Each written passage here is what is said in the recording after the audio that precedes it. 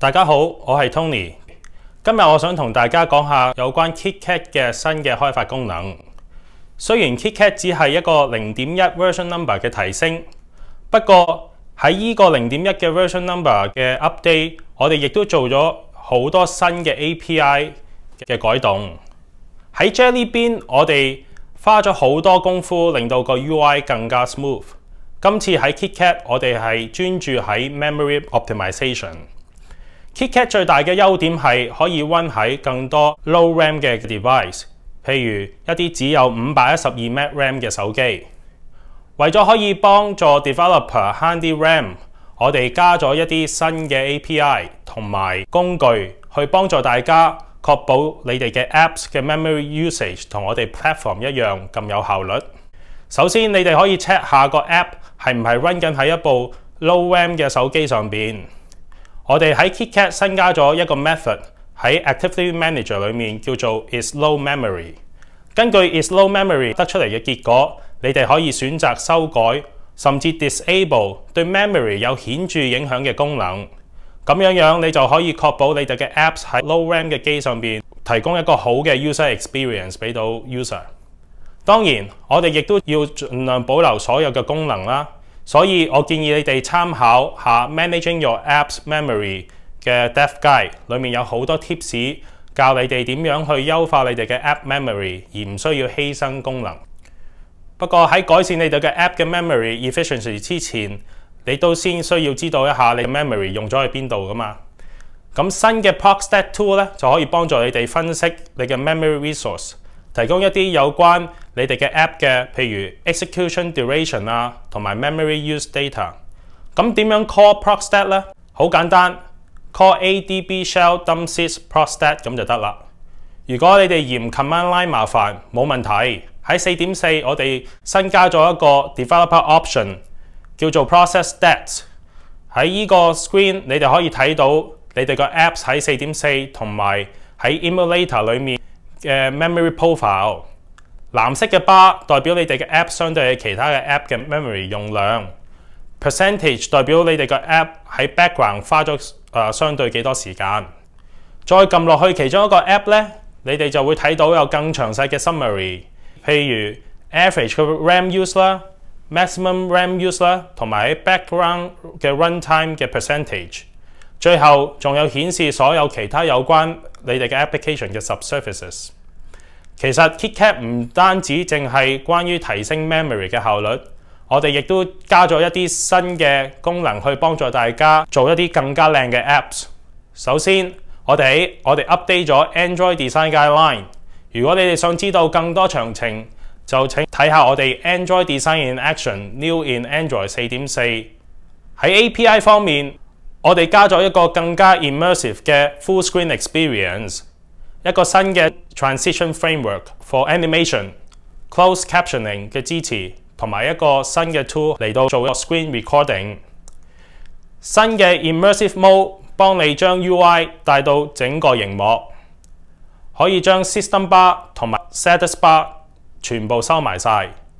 呢個 Mode 非常適用於一啲 Visual Content 好豐富嘅 App， 譬如相簿啊、Video Player 啊、Maps 啊、書啊同埋 Games 等等。你可以用以下兩種嘅 System UI Flag 嚟到 enable Immersive Mode， 一個叫做 Immersive， 另外一個叫做 Immersive Sticky。呢度係一個例子點樣用 Immersive Flag 嚟 toggle between 一個 full screen 同埋一個普通嘅 screen。除此之外，你亦都可以用 Immersive Sticky 嚟到製造一個 persistent 嘅 Immersive Experience。即係 System Bar 會隔一段時間自動咁收埋，或者喺 User 掂下個 screen 之後自動收埋。想了解更多有關 Immersive Mode 嘅話，就同埋啲 Best Practice 幾時用邊個 Mode， 就請收睇我哋 Roman Nurik 嘅 Immersive Mode 嘅 Dev Byte。為咗更加容易製造高質素嘅 animation， 喺 Android 4.4 我哋亦都增加咗一個新嘅 Transition Framework。透過呢個 framework， 你可以 define 唔同嘅 scenes， 你可以利用其中一種 based on 特別嘅 property 預設嘅 transition type， 譬如 layout bounds 或者 visibility，或者直接用一啲 auto 嘅 transition 去自動 animate 先與先之間嘅切換。最後你亦都可以 define 自己 custom 嘅 transition 同埋加自己嘅 animation style。想了解更多有關 transition framework 嘅話，請收睇我哋 animation 大師 Chad Hayes 嘅 Transition Dev Bytes。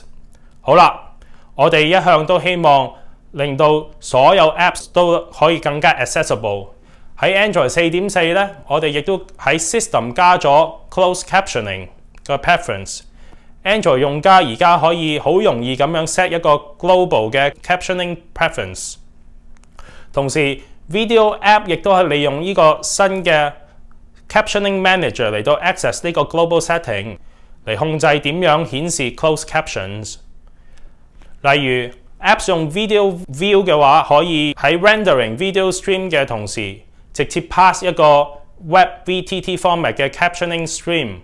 咁樣 Android System 就會根據 user 嘅 setting 嚟處理字幕嘅顯示啦。想知道更多有關 closed caption 嘅話，請收睇 Alan Viverette 嘅 Dev Byte， 佢係我哋寫 closed caption 呢部分嘅 engineer。好啦，如果你哋曾經試過 hold 住 video camera 定一定咁樣嚟錄一個 app demo 嘅話，咁你哋一定會中意呢個新嘅功能啦。喺 KitKat 我哋加咗 Screen Recording Tool。你可以利用呢個 tool 嚟錄影唔同 resolution 或者 bitrate 嘅 MP4， 所有 video 都保留咗 display 嘅 aspect ratio。你可以透過 ADB call ADB Shell Screen Record， 或者利用 Eclipse Android Studio 嘅 DDMS 嚟到做 screen recording。KitKat 亦都包括咗一啲 storage 嘅 API 嘅改變。我哋有一個新嘅 storage access framework。同埋一個新嘅官方 support 嘅 SMS content provider。新嘅 storage access framework 令 user 更加容易 browse 同埋開一啲 local 或者喺 cloud 嘅 storage provider 嘅 document、images 或者其他嘅 files。如果你係寫一啲 app 要 manage files 或者 document 嘅話，你就應該考慮 integrate with 呢個 storage access framework 啦。利用 Create Document 或者 Open Document 呢啲 intent，Android 系統就會顯示一個 standard 嘅 UI， 包括所有嘅 Document Provider 嘅 content。如果你想加一個自己嘅 Storage Provider， 你只需要 implement 一個新嘅 Document Provider， 需要 override 以上4個 method 就可以 browse、read 同埋 write 任何一啲 local 或者 remote 嘅file 啦。之後你只需要加呢個 provider 喺 manifest request 一個管理 document 嘅 permission， 咁你個 provider 就會 register 咗喺呢個 storage access framework， 你嘅 content 就會出現喺呢個 standard UI 啦。之後如果 user 裝咗你個 application 喺部機嘅話，任何其他用 storage access framework 嚟 view 或者 select file 嘅 app 都會可以 access 到你個 application 裡面嘅 content。我嘅 teammate Lisa Ray 錄咗2個 Dev Byte 有關呢個 framework。如果你哋有興趣想知道多啲有關呢個 storage framework 嘅話，就去睇下呢2個 Dev Byte 啦。好啦，如果你哋一直係用 undocument 嘅 method 嚟到提供 SMS 功能嘅話，而家係一個好機會去熟悉一下我哋新嘅官方嘅 SMS API 啦。呢度我哋主要包括咗一個新嘅官方 SMS content 嘅 provider， 新嘅方法去接收 SMS message 同埋寫呢啲 message 去新嘅 provider。當收到 message 嘅時候 ，system 會直接 route 呢啲 message 去 user 嘅 default messaging app， 利用呢個 SMS deliver intent。而其他嘅 apps 可以亦都繼續利用 SMS receive 呢個 intent 嚟接收 incoming messages。由 KitKat 開始，只有 default apps 可以寫 message 到呢個 SMS provider， 不過其他 apps 亦都可以繼續 read 到所有嘅 messages。同時唔係 default 嘅 SMS app 亦都可以繼續 send messages， 不過喺度 system 會幫呢啲唔係 default 嘅 apps 去 send 呢啲 outgoing message 去呢個 provider。user 亦都因此可以喺呢個 default apps 亦都可以睇到呢啲 message。如果想知道有更多關於呢個 SMS Content Provider 嘅話，就去睇下我同事 Adam 嘅 DevByte。除此之外 ，Android 4.4 亦都增加咗一啲 API 去幫你哋嘅 Apps 去同外界進行互動。例如新嘅 Bluetooth HID over Get Profile， 呢個 profile 可以提供 Apps 一個 low latency 嘅 link 俾啲 low power 嘅 device， 譬如 mouse 啊、joystick 或者 keyboard。同時，我哋亦都開始支持 Bluetooth Map， 呢個 profile 可以提供附近嘅 device 做 message exchange。除咗 Bluetooth， 我哋亦都喺平台加咗 built-in 嘅 infrared support。我哋而家有新嘅 API 去 check 部機有冇 infrared emitter，query 下佢嘅 carrier frequencies 同埋 send infrared signals。跟住我哋加咗 host card emulation，HCE 加咗 secure 嘅 NFC-based 嘅 transaction 嘅支持，所以可以做到譬如 payment 啊、loyalty program 啊、card access 同埋一啲transit pass 嘅 application。做法係用你哋嘅 app 去 emulate 一張嘅 NFC 嘅 smart card， 不過呢個方法係唔需要用到呢個 secure element 嘅，所以就簡單好多啦。呢個 API 亦都支持一個新嘅 reader mode。如果你個 app 係喺呢個 mode 嘅話，咁就可以做一個 HCE 嘅 card reader， 同埋支持其他 NFC-based 嘅 transaction。新嘅 HCE API 可以 emulate ISO 7816嘅 Smart Card， 利用 ISO 14443-4 protocol 嚟做 transmission， 最後用 ISO 7816-4嘅 Application Identifier 嚟到做基礎去 route transaction 到正確嘅 Android applications。喺 4.4 我哋仲加咗 native platform 嘅 printing support， 有 API 去管理透過 WiFi 或者 Cloud Host Service 嘅 printing。例如 Google Cloud Print， 你可以用呢啲新嘅 API 去加 printing capability 到唔同嘅 content type， 由 local image 到 document 至到 network data， 或者任何一啲可以 render 成 canvas 嘅嘢。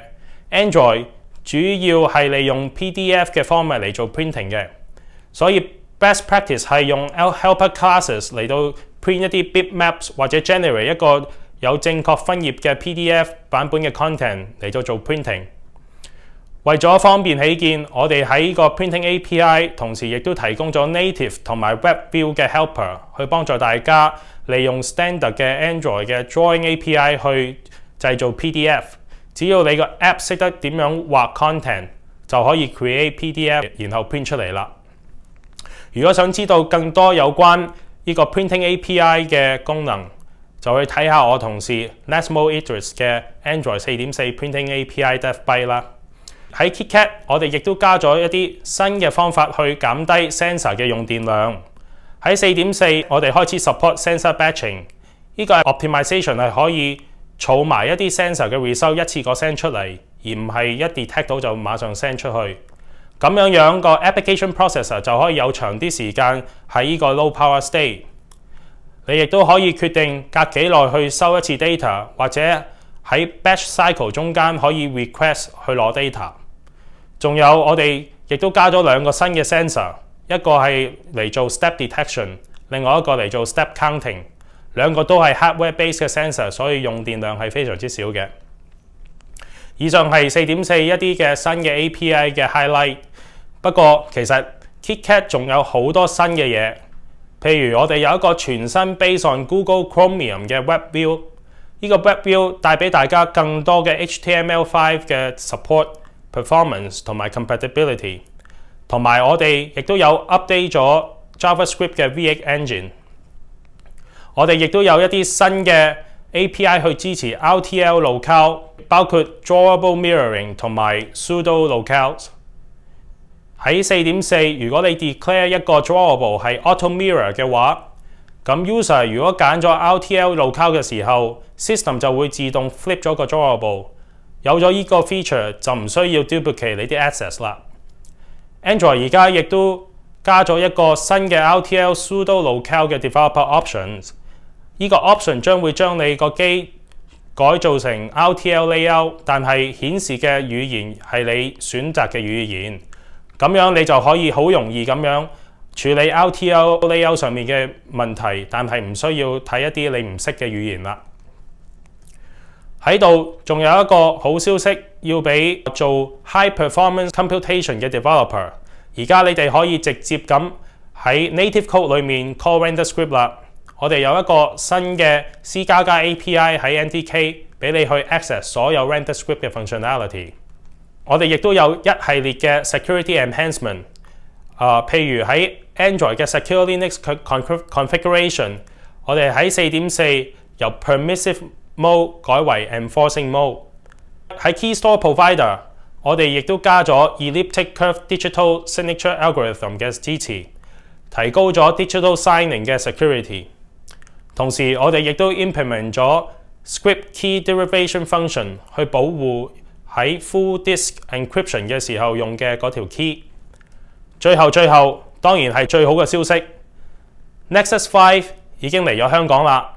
詳情可以去 Google Play 睇下，趁仲有貨買翻過嚟做 development 啦。KitKat 4.4 SDK 而家就可以喺我哋網上面 download， 或者喺 SDK Manager 裏面 update。如果你想知道更多有關 KitKat 裏面新嘅 API 功能或者有乜嘢改動，你可以去 developerandroid.com。多謝收睇。